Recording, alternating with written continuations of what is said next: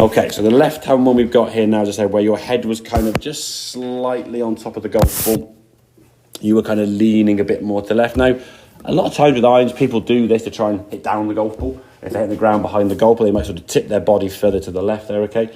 The problem is it's a very steep angle of attack, yeah? It might be all right with sort of chipping and pitching and shorter game area, okay?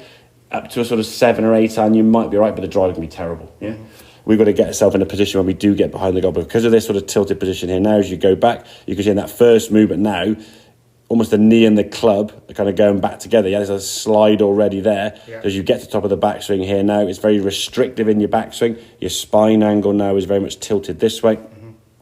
And now your head's almost going even more so beyond the golf ball. So you're coming at the golf ball now, really going to chop down into it. So it's going to mean that you're naturally now going to have the club outside steep coming across the golf ball. Yet your arms, you dragging behind you. So now the arms are way behind your body trying to play catch up. And in effectively from here now to impact, you've got half a second.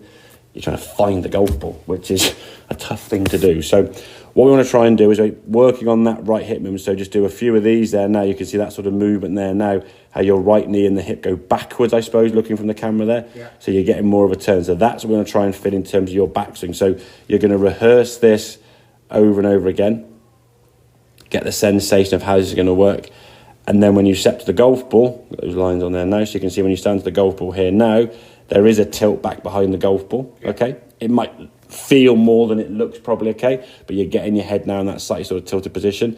And now when we step to the golf ball, we simply just hit the golf ball. And we would expect the hip to move a little bit to the side, because it's still not something you're natural at doing yet. But once you've sort of practiced that movement over and over again, we're going to rotate here now until the hip still goes to the side as much. And you think, oh, I've definitely turned it. It won't suddenly go and do that. Once that club gets in your hand and you're swinging instinctively, the old move is going to kick in to a point. You've got to make enough movements the other way to get rid of that, yeah? And we'll show you a little practice swing you can do as a drill to try and get the feeling of that, okay? But yeah, moving the body, as long as you're thinking about the shot when you're in the golf ball, the swing's going to have a lot more flow to it, as opposed to you trying to think, where's the club got to go? I've got to try and get the club on the inside. Try to at the inside, yeah? A lot of times things will happen based on how you stand to the golf ball and how the movement happens. Yes, if I think, okay, I want to try at the inside part of the ball to get that draw spin you was talking about there, okay, I've got to get this, yeah? If I'm doing this, now trying the inside part of the golf ball, yeah, you're in your own way, yeah? So the swing has to have a flow to it. I think I would suggest, yes, hit golf balls, obviously, but practice as much as you can at home in like small little windows of sort of 5-10 minutes, just making swings there. We just stand there, and you have to have a golf club, and you just stand there with your arms in front of you like this. The sensation, if you were to have a golf club in your hand, you go across your shoulders here now. I'm going to try and get this to match up over to my right foot there. Yes, and my hips, you can see it kind of going towards tight. You would go that way, yeah? You're trying to get that sensation. You're turning it a little bit more onto that right side. That's going to give you a lot more space. I think you said a couple of times, yeah, there's more freedom for your arms to swing, and you got that kind of space to swing the arms through contact, okay? So practice this movement till it becomes more and more comfortable. Yeah. It's not going to be a click, click, click and done. It's going to take a little bit of getting used to, okay? But as we said, we're not going to suddenly change that swing thought, and the swing just go from being what it was on the left to being perfect.